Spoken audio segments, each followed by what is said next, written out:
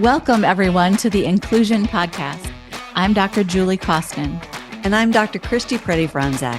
We're so glad you're here as we explore all things inclusion. So whether you're a school leader, an educator, a parent, or simply passionate about inclusion, this podcast is for you.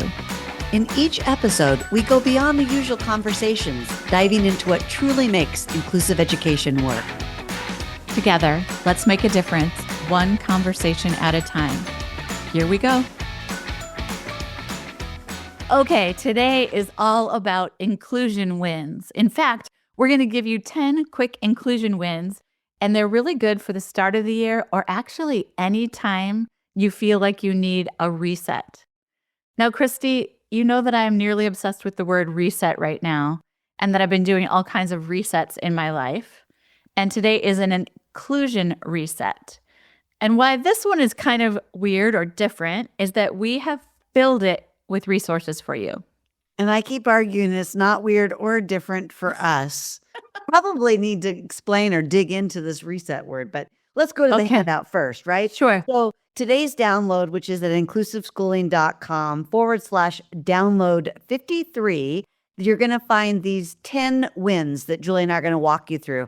Then, of course, because our love language is if there's one handout that's good with 10 ideas, how about 10 ideas with 5 more embedded in there? So you're going to find hundreds probably when you do all the math of ways to really not just reset, but kind of refresh, maybe is another R word, your work around inclusion. As Julie said, at any time of the year, we can get feeling a little bit despondent or a little bit beat down.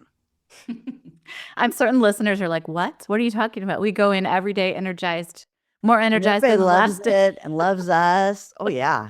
Yeah. So let's just jump right in. So you said, though, we should probably talk about the word reset or refresh, that concept. And we are really going to ask you to think about each and every one of these reset ideas or quick wins as a way to make your classroom or your school even more inclusive. So the first, I'm just going to jump right in with the first reset is going to be about relationships. And Christy and I always use the phrase, relationships are the active ingredient in learning. And when you feel you're in need of a reset, it often means that it's time to reset relationships with each student. I was just thinking about relationships and I got on my own little tangent. That's like, I think this is an important one, maybe midway through the year or maybe even in October. Julie and I often call it Rocktober.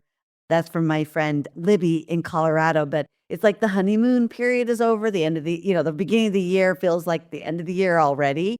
And so I love this idea of resetting relationship, especially if it's been a challenging couple of days or week. And I guess that could be also for administrators if you've had a couple of difficult IEP meetings or conversations or emails with families and staff. How can you consciously take a minute to reset your relationships? Yes, I love that. So we're going to give a couple ideas, some ideas about how do you do this? Now, all of you could just pause and ask yourself the question, how could I reset my relationship with each student or each teacher if you're an administrator? 2 quick ideas. One is just have an intention to have a positive interaction with every student this week. That kind of data is data that I can really get behind, meaning you take a data sheet with a class list and you put a check mark by every kid that you've had a longer than a couple sentence conversation with, and you go ahead and I know it seems kind of scientific or a little bit cold, but essentially it's making sure that you're getting every student and having a warm interaction with them. Another that's my favorite is a personal note to students or having kind of moments of shared joy. And so when I was co-teaching with my good friend, Kathy Crandall, she and I would divide up sticky notes and divide up the class list, and we'd write a personal note to every kid. And when they came in, there was a note on their desk that was written by one of us about something positive related to them. So it's just this moment to get reconnected to kids. And in another episode, we'll be talking more about culture. And I think that setting this as a routine or a habit, and it could even be how we communicate with families, that we break that mold of writing only when there's a problem or when it's a certain time of year, but creating time and space to connect with families to let them know how things are going or things that we're excited about. Yes, I love that. So Christy already shared with you where you can get all of this information. So we've got these 10 big, they're called 10 quick inclusion wins. And so we just talked about number 1. And I'm going to jump to number 4.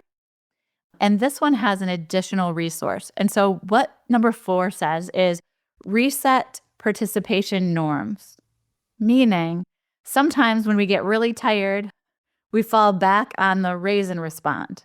Raise your hand if you have the answer to this. Raise your hand if you have an idea for this. Raise your hand if you're ready to discuss. And what we know about inclusive classrooms is when we're thinking about the range of learners, we've got to have many, many, many different ways for humans to engage that falls far beyond the raise and respond. So we have an additional resource for you. It's going to be called Bonus Resources, and it's called Beyond the Raise and Respond, and it gives 19 alternatives to the raise and respond. But just off the top of my head, you're thinking about think, pair, share, chat box, nonverbal signals, sign language, visual organizers. You're just thinking about other ways that people can respond that are not the old raise and respond. And I'm going to keep drawing parallels to working with staff. So sometimes we have a staff meeting or we send out an email and it feels like crickets. So think about strategically, how can we use some of those same ways to engage folks that are a wide variety? You know, we always talk, Julie, about the ways that you and I participate differently.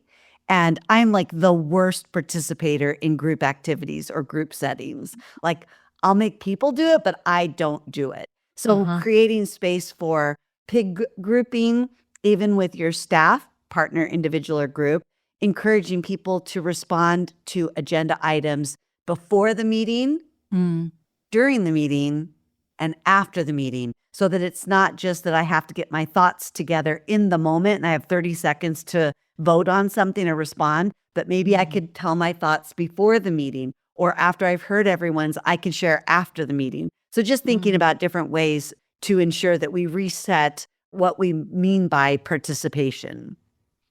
Well, Christy, I'm going to jump to number 6 because you really covered a lot of cool ideas.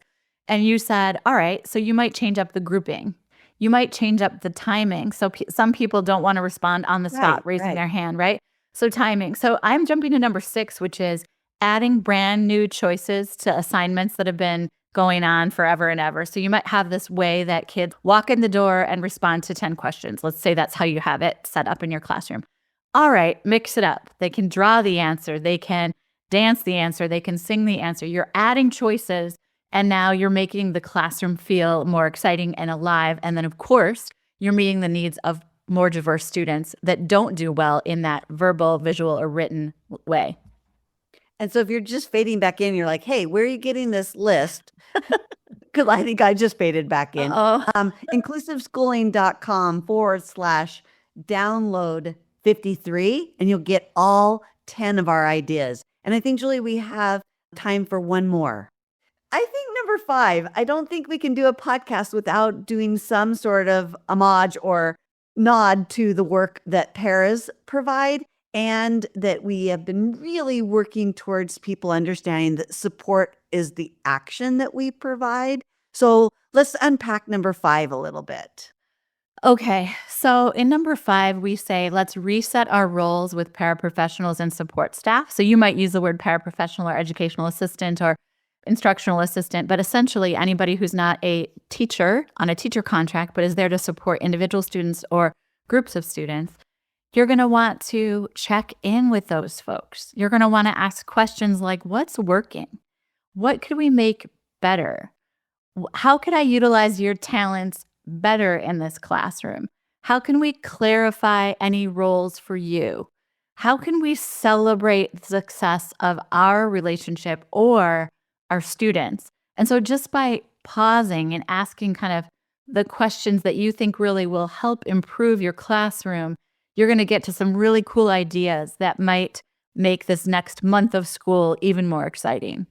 And I think that what's really interesting about number 5, Julie. It's really related to what you said in the opening, that these resets, these wins can be used at the beginning of the year, but they're also designed to become part of our ongoing practice. And so, we might have talked to, central office or the people that answer the phone in the office at the beginning of the year, but we haven't checked in with them as well. Or maybe we have aides that are helping during lunchtime or on the during recess or on the bus.